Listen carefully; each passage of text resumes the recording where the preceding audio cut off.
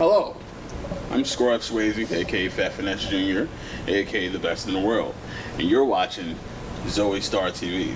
Need a young nigga play the game, but it's play close. If you playing God, it's in the Kratos. I'ma slide through like in Vice and get it in the rose, then it's hey, yo. Like I got here like a Koya. I slept on the floor, then I walked in my foyer. The champagne is pink. How did you actually get into music? Good question. If you could recall your first song or your first lyrics, your first music video, maybe.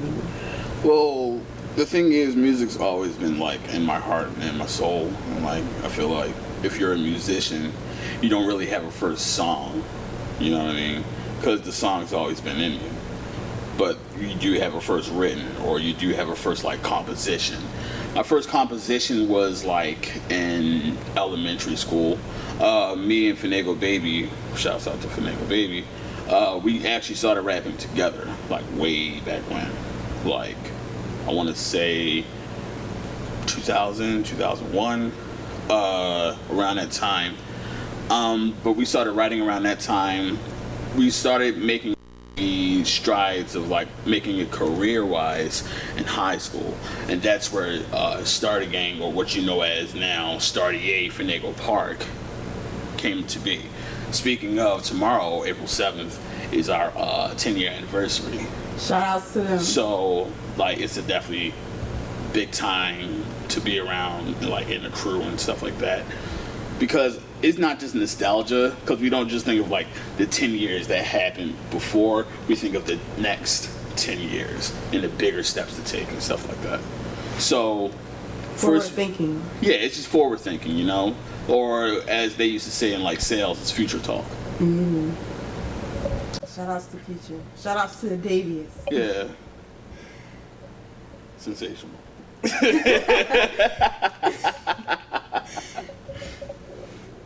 And how old are you, if you don't mind us asking? 27. Alrighty, so Going on 38. there you go. There you go. If you could tell your younger self one thing, what would it be? If I could tell my younger self one thing, it would be absolutely nothing. I feel like your journey has unfolded the way that it's supposed to. Yeah. Everything's written, man. All the shit is written. What's happening now, what happened then, everything leads up, everything happens for a reason. If you think everything doesn't happen for a reason, you're just not in tune enough. Simple. I feel as though like what happened, not just like in my career, but in my life from like back then leading up to now, it really served each and every purpose that it needed to. Like all those mistakes I used to make, all those like mishaps, all those successes, all those stuff, like all of that, it was a lesson. And it just takes people longer to realize that they were lessons instead of just hanging on to them as like trophies. I wouldn't tell my younger self a damn thing. I mean, he kind of knows what it's like, where all this is going. Simple. So I do want to ask you about a recent event that has conspired in LA. Recently, Nipsey Hussle has been assassinated. Unfortunately. I do want to ask you, how has his death impacted you? Well, if it has. Well, it definitely has. I mean, first of all, like, my condolences to his family and his loved ones, and I really hope everything just works out for them, because that's some huge thing. Like, nobody wants to picture anybody dying, dude, especially a guy like that, you know. And I wasn't like huge on the music tip, but his movement, you know what I mean, his movement, it just spoke to you. You didn't have to like listen to Victory Lap 20 fucking times to realize this guy was like about his business, you know what I'm saying?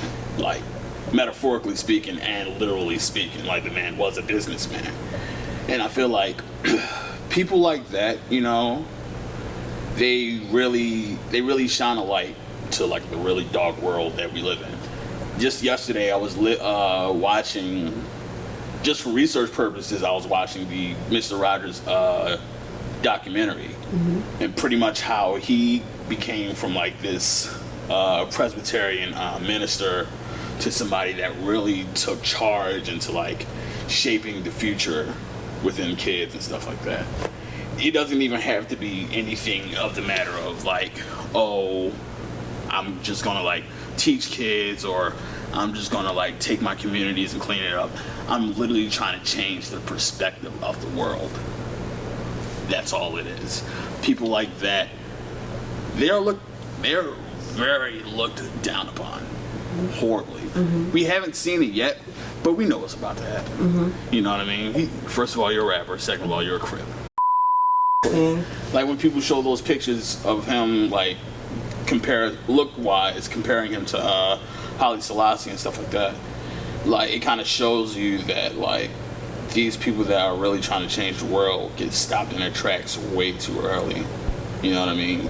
Even in the documentary of the Mr. Rogers documentary, literally all you saw around like the middle, when we're talking like the early 80s to late 80s to the early 90s, all you really saw was just parodies of Mr. Rogers. All you really saw was just him being joked upon. People asking him if he was gay or not. People asking all the wrong questions about this man instead of really trying to zone in on his message. And it kind of lets you know that if you're really trying to shake things up and make this world a better place, the world won't let you. Do you think it's a bigger picture? Oh, everything's a bigger picture. Do you think it's a part of a hidden agenda?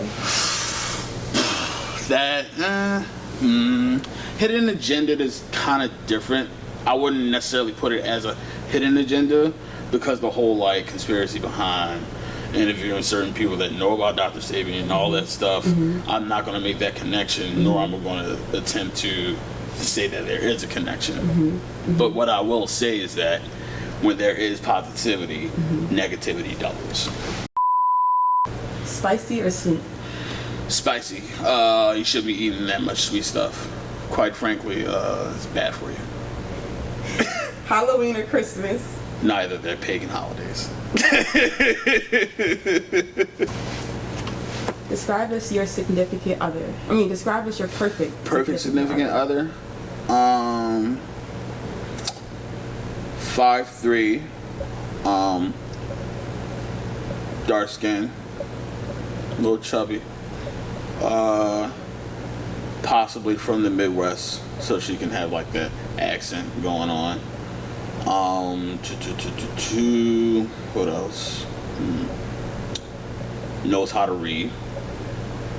That's in the lines and in between lines. Some people can't do either. So you want a thinker? Yes, I want a critical thinker. A critical thinker. Yeah. An overall fun person. Probably somebody that you can really just talk to about between conspiracy theories, whether aliens are real, and whether or not Mayo is a disgusting condiment or not. We all want debates. We all want to be heard. We all want to disagree with something we can agree on. Do you think Mayo is disgusting? Oh, it's fucking atrocious. Really? Yeah. Oh man. It's now Mayo's not disgusting. The excess of Mayo. Okay, I got you. It's fucking atrocious. It's a microcosm of what America is. It's white. It's heavy. It's not good for you, and yet we take it in so many forms. Like butter technically is mayo, or mayo is made from butter. Like dairy shit, butter. It's just, ugh. It represents way too much negativity for it to be so light. I got you. I fucking hate mayo. This is no longer an interview. This is a campaign against mayonnaise. Fuck mayonnaise. Fuck mayonnaise. If I catch you on my block, it's on site. On the fuck site. Cole or Kendrick? Cole or Kendrick? Kendrick, easy. Okay. It's not even anything against Cole. It's just that Kendrick, I feel as though it has a huge artistry and a lot of like diversity amongst the sound. He makes sure that you know that you're going to get a different experience within each and every song, each and every line, each and every verse. Like, hate him or love him, you can't deny the fact that the guy is very, like, versatile. Very, very much Very so. versatile. Uzi or Cardi? Uzi or Cardi? Ooh, this is the toughie. Because, like, it's only... Alright. From a very slight margin, I'm going to say Uzi. Just because of the simple fact that, like, Uzi brings a certain creativity. He brings a certain flair to the table when you talk about, like, music and imagery just in general. Like the guy knows how to sell himself. Not to say that Playboi Carti doesn't, because I think Playboi is phenomenal. It's just that Uzi, especially in where you see Uzi now with after the whole free Uzi situation. Yeah. You know, like he automatically knew that like even if you're locked down, you can kind of like capitalize off this lockdown situation. So just by him, I give him the slight edge. Gunna or Baby? Christ. I'm gonna say Future. Why Future? Like nothing against neither of those two, but I feel as though like when people get into those conversations about Gunna and Baby, they kind of forget the fact that like people that had that sound derive it from him. Not to say that I'm not. they're completely like copying it, because they're not. It's just that with that trap sound, you can't get anything better than fucking Future. Like let's be real. I guess my godfather would be Project Pat. Project Pat? Project Pat, Styles P, or Lupe. So is that where your sound derives from as well within your music? Yeah. My sound is a primordial soup, so to speak. It literally has every kind of aspect that I would enjoy in my music. I recently just had that realization like this fucking morning. Like, I'm probably my favorite artist of all time. 3 necessities you cannot leave the house without. I would definitely have my journal with me, because I have to jot down ideas. I have the habit of, I have the habit of like writing things just to have more of a power to it. Because typing, you can't really get much. Yeah. But writing is actual like spell casting. Yeah. How do you know when you are in love? You know you're in love when you start changing for the better. Whether it be in love with another person or being more in love with yourself. That's right. Do you feel like you have to love yourself in order to love anyone else? You have to love yourself just to get through fucking life, my guy. Very like true. off some real shit. Like a lot of people don't make it just because they don't have that foundation of love. You know what I mean? That's where the whole idea of like Love a Documentary started from my like first project. The whole idea of love and basing everything off of love gives a solid foundation rather than fear. Because you can easily dispel fear. It's hard to get rid of love. It's pretty fucking hard to get rid of love. Like say for instance, if you're like 5 years old, you're scared of whatever the fuck's under the bed, and then you look under the bed, it's absolutely nothing. You find out that your parents are pretty much humans and they make a lot of mistakes. It's hard to get rid of that love. You can easily like get rid of the fear, but when it comes to love, you can't ditch that shit. Yeah, definitely. I would definitely throw in a True Religion or one of those random oils that they just really trying to push on you, but it smells good, but they ain't got no names. And that's how you know it's a real good oil if they ain't fucking name it. You know, so if you do, you know what I'm saying, sell your oils in the subway, you got You're talking to an oil connoisseur here. Boom. Yeah, it's like your man. as the kid that was raised, like as a kid that's Muslim, that was raised Muslim and all that stuff, I know my oils. You know his oil. And chances are, you motherfuckers ain't selling the right oil. You're not, like, I know it's cat piss in y'all shit, yo. I know it is. You're not gonna tell me that it's not. Like, the scent is way too strong and it doesn't last that long. Chances are, you diluted the fuck out of it. I know my oils. Don't sell me no bullshit oils. That's my hashtag this year. Don't sell me no bullshit 2019.